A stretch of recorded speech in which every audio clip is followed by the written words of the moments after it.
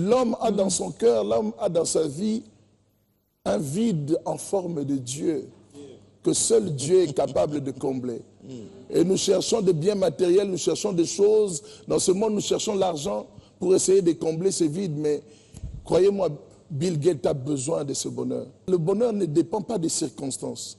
Le bonheur ne dépend pas de notre environnement, ni de là où je me trouve, ni dans quel pays je me trouve. Ce n'est pas en allant en Europe qu'on va trouver le bonheur. Quand on donne sa vie à Jésus, on ne devient pas seulement un enfant de Dieu sur terre, on devient aussi citoyen céleste.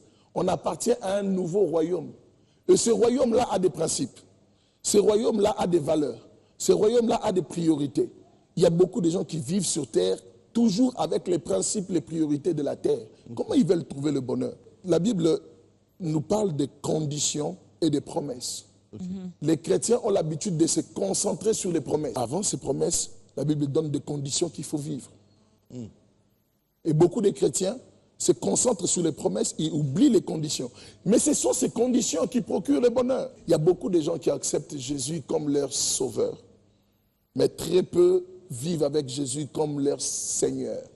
C'est-à-dire que le roi de leur vie, c'est lui qui dirige leur vie. Il y a beaucoup de gens qui sont assis sur le trône de leur vie et ils ne veulent pas descendre de ce trône pour laisser Jésus s'asseoir. La vie est une sémence et une moisson.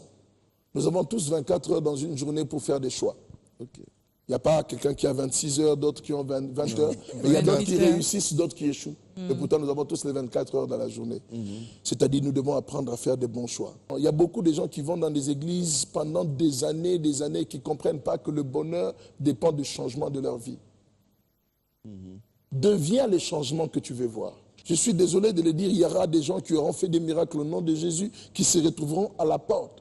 Parce qu'ils auront gardé l'iniquité, ils auront marché dans l'iniquité. L'iniquité, c'est simplement un péché avec lequel nous vivons et qui ne nous fait plus mal. On ne peut pas dire que nous allons à l'église et vous restez toujours la même personne. Mon hier doit être mieux, mon aujourd'hui doit être mieux que mon hier.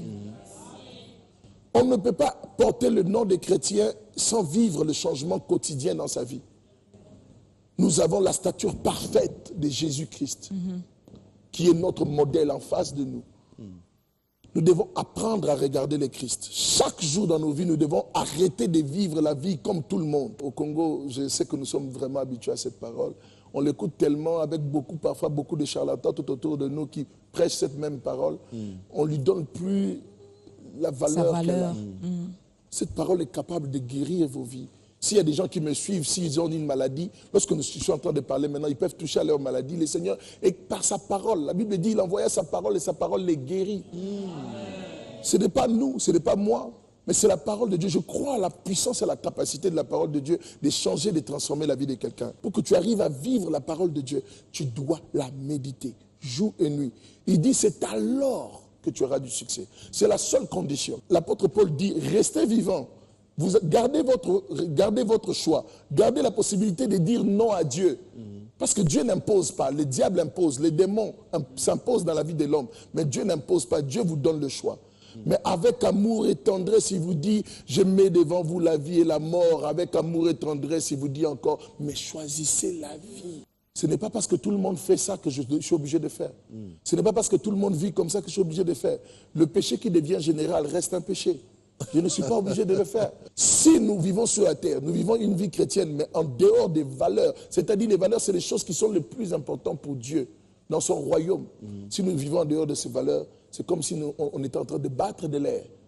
Et nos vies ne changeront jamais. Nous réfléchissons tellement beaucoup. Nous voulons toujours maîtriser tout ce qu'il y a tout autour de nous.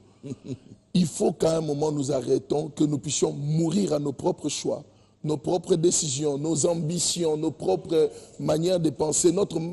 Il faut mourir à soi-même pour ressusciter avec la vision du Christ. Mais le royaume n'est pas quelque chose d'avenir. Jésus dit, le royaume des cieux est déjà au milieu de vous. Amen. Ne l'a-t-il pas dit? Il a ramené déjà son royaume. Le royaume des cieux, c'est simplement tout espace spirituel ou physique où Dieu est roi. Si Dieu est roi dans ton cœur, le royaume des cieux est dans ton cœur, maman. Amen. Le diable, avant de venir toucher la vie de quelqu'un, il vient souvent, il crée la peur. Et nous avons plus peur des sorciers que nous craignons Dieu. Très souvent, et très souvent, je demande au pasteur d'éviter de trop parler, de faire l'éloge ou bien de faire la propagande du diable. Il n'est pas fort. Il n'a de force que ce que nous lui donnons. Ce n'est pas contradictoire que de vivre des moments difficiles. Vous savez, l'aigle, comparé à d'autres oiseaux, il considère le vent et la tempête comme une occasion pour lui de monter plus haut. Oh. Les autres oiseaux, ils tremblent devant les situations. Nous devons être comme des aigles. Nous devons apprendre à regarder les situations difficiles. Notre perception, Dieu ne veut pas changer forcément les situations. Il veut changer notre vision des situations.